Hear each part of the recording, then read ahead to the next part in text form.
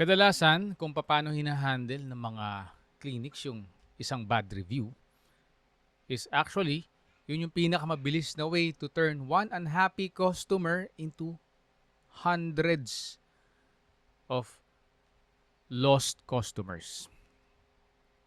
Stick around sa video na to dahil today I'm giving you the exact word-for-word approach to handling negative reviews para maprotektahan mo yung reputation ng skincare clinic mo instead of accidentally maging malala pa siya. Ito yung kadalasan na nangyayari dahil tao lang tayo. Pag tayo ay nakapagbasa ng bad review, ang instinct natin gusto nating depensahan yung business. Gusto nating burahin. Gusto nating makipagtalo. At lahat ng mga yon, pag ginawa mo, mali. Lalo lang lalala yung sitwasyon. At sa dulo ng video na to, malalaman mo exactly kung ano yung dapat mong gawin within the first hour pagkatapos kang mabigyan ng bad review. Ano yung mga hindi mo dapat sabihin publicly? At kailan mo dapat i-escalate yung mga bagay-bagay kung kailangan lang. Why our immediate response is almost always wrong. The stinger effect. Yung bad review, di ba, parang personal, para kang inaatake, especially sa mga aesthetic treatments na kung saan binuhos mo yung heart mo, yung soul mo, yung pawis at dugo mo para sa business mo. Kaya ang default natin is maging defensive, i-delete o makipag-away. When someone publicly says something negative, it stings. And it definitely feels bigger than the business. The instinct trap, acting in the heat of frustration, backfires immediately. Kaya pag binura mo yung mga review, mga negative review, nagmumukha siya lalong suspicious. At pagka nakipag-argue ka, na-alienate yung mga high-value clients na nakakakita nito. Ito ang kailangan mong maintindihan, no? Yung golden rule of replies. Shift mo yung target mo sa viewer o ibang potential customers na makakabasa ng review. Yung reply mo is not written for the angry reviewer na nagbigay nito. Sinusulat mo yan para sa next 100 na prospects na makakabasa ng mga reviews. Yung mga nag-review na yan ng negative, nakapag-desisyon na sila sa isip nila. Kaya mag-focus ka dun sa mga ibang tao na naghahanap pa lang kung ano yung maganda na skincare clinic that they will book the appointment to. Critical mistakes, 1 to 3. Ito yung mga biggest mistakes. Yung una dyan is hiding the proof. So pag dinilit mo yung review, hindi naman yan kagad-kagad mawawala kay Google. Ma-hide lang yan sa mga tao na bisita dun sa Facebook page. Pero ano lang din yan sa search. At pag nakita yan ng mga potential clients na biglang nawala, mas masama tignan, di ba? Para kang may itinatago na hindi maganda na nakakatakot para sa kanila. Second, public feuds. Yung pag-argue publicly o pagiging defensive mo, magbabackfire yan ng hindi maganda. Kasi lalo na sa market nito, no, medyo nasa high-end to, medyo may mga pera yung customer niya. Pag nakipag-argue ka online, magmumukha kang palengkera. Parang uneducated ang dating. So negative publicity kagad. Yung prestige kasi na inaalagaan ng mga skincare clinics, mababahiran.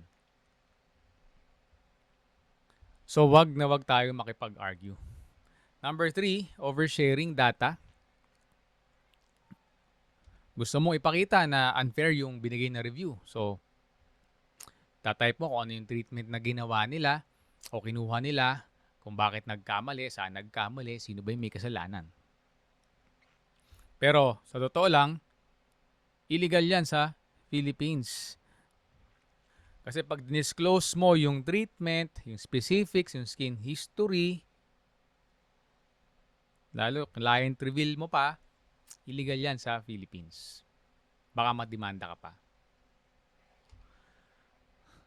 Kasi isa to sa Data Privacy Act violation waiting to happen.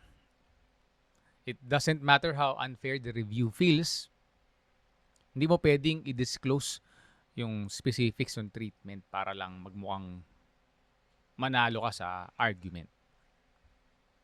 Kahit na yung complaint is completely false. Critical mistakes 4 and 5. Silent treatment and rapid bribes. So silence, it feels safe, pero sa mga hundreds and thousands of potential customers na nag-i-scroll, naghahanap online, yung silence mukha sa kanilang guilty. Or at best, like you, they just don't care. Pagka hindi mo nire-replyan yung bad reviews, parang walang accountability. Mistake number 5, pag nag-offer ka naman ng public refund or discount, para siyang quick fix, 'di ba? Pero magba-backfire 'yan kasi yung ibang mga customer makikita na pwede pala 'yon, mag-complain lang ako, makakakuha pala ako ng discount or even a refund. So suddenly, dadami yung mga yan, mangongopya at looking forward sila dun sa yung refund or discount. Kasi you've actually created a system kung saan nabibigyan ng premyo yung mga complaints. The legality paradox, Data Privacy Act, compliance in the Philippines. So kahit yung pasyente nag-post ng kasinungalingan, even if it's a fake account, under sa Republic Act number 10173, binabawalan tayo na i-expose yung actual treatment, yung procedures without an expressed consent. Kaya kailangan mo depensahan yung brand mo with one hand na nakatali sa likod mo by keeping these details absolutely private. Actually, yung consent nga dapat written consent pa na nag-agree talaga at may pirma nung customer kung gusto mo siyang gamitin. So karaniwan ginagamit natin yan sa mga client testimonials. So make sure to do that. Kung hindi mo pa napanood yung video about dyan, ihanapin mo lang sa mga videos natin at makikita mo yan. So ano ba yung gagawin natin para makapag-reply tayo ng maayos? At paano yung reply dapat natin sa mga negative reviews na yan? So ito yung claim o CALM framework phase 1. Unang-una, mag-pause ka muna bago ka mag-reply. Mag-intay ka hanggang kumalma ka.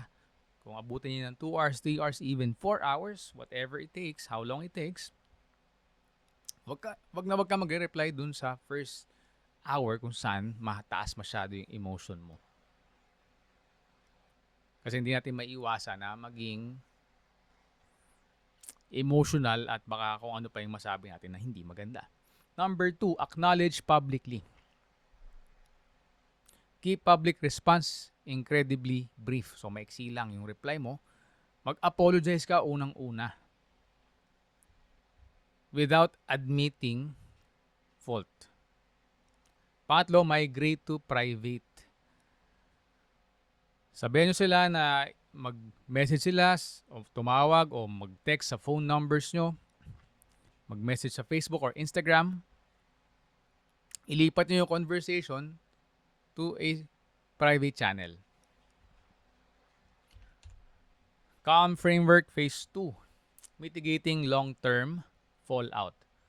Protect identity and history. Okay, medyo redundant tayo dito pero napaka-importante lang talaga nito. Hindi mo pwedeng i-disclose yung kanilang condition details, yung treatments, o kaya nag-start and etc. No cyber libel limits. Maliciously false reviews can constitute cyber libel. Pero isang tabi mo yan para dun sa mga coordinated na malicious campaigns. Hindi yung sa mga totoong customer. Kung minsan kasi yung mga competitors, pwede sila mag-drive ng negative review para hilahin ka pababa. So, dun mo ilaan yan. Tapos, pakita mo yung real fix sa response mo. Show accountability. Mag-apologize ka. Sabihin mo na mas aayusin nyo sa susunod. O nag-update na kayo ng internal process para hindi na maulit yung na-experience ni customer. At para makita nung ibang nagbabasa at potential customers na talagang dedicated yung clinic sa improvement at growth.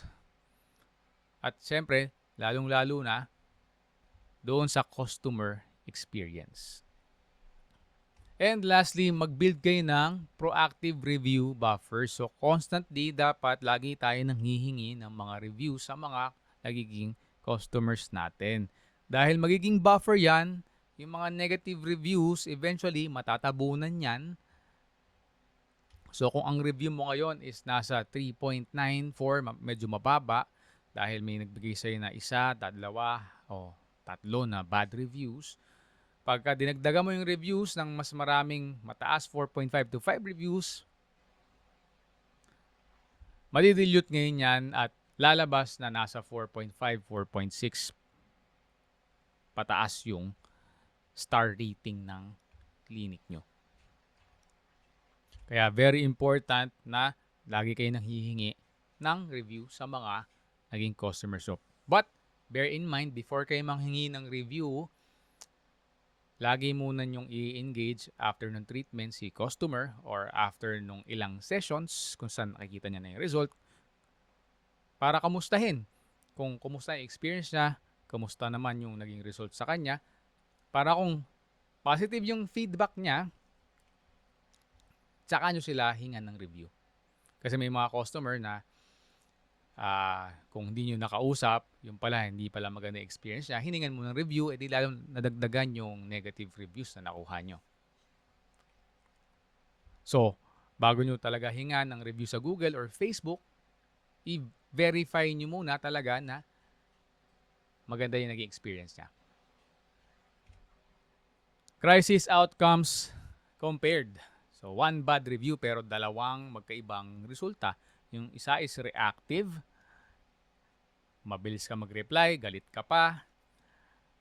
Tapos, medical data, in-expose mo, back and forth na argument o away. Yung outcome nun, maruruwin yung brand prestige. Yung next is, kalmado ka lang. Magre-reply ka pag kalmado ka na after 2 hours, 3 hours. Wala kang nilik na any personal info ng client. Tapos, tinransfer mo siya sa private channel like Messenger or DMs or Viber. Yung outcome niya, high class yung perception sa'yo. Mali mo, even baka yung nagbigay ng bad review, mabago yung perception sa'yo kasi alam naman natin kung medyo understanding naman siya, maintindihan niya na lahat ng tao nagkakamali. And even equally important is yung mga nakakita nito, professional talaga yung magiging dating mo. The bad review itself doesn't ruin your clinic's reputation. Your public reaction to it does. Kaya make sure to handle adversity with class and the public will trust you even more. Okay, next slide. Ito yung checklist. Actually, redundant silang to. So, make sure na tandaan nyo yan. Take a screenshot if you need to. I will be moving to the next slide in 3, 2, 1. So kung gusto nyo na i-audit namin yung ad account nyo and even yung review system nyo, yung reputation nyo, yung reviews nyo online, feel free to book a consultation, a free consultation. Yung link natin dyan, andyan below sa description box. And if you find this video helpful at gusto mong matutunan, paano mo kukunin legally yung client testimonial without breaching privacy regulations, make sure na panoorin mo ang video na to somewhere sa screen.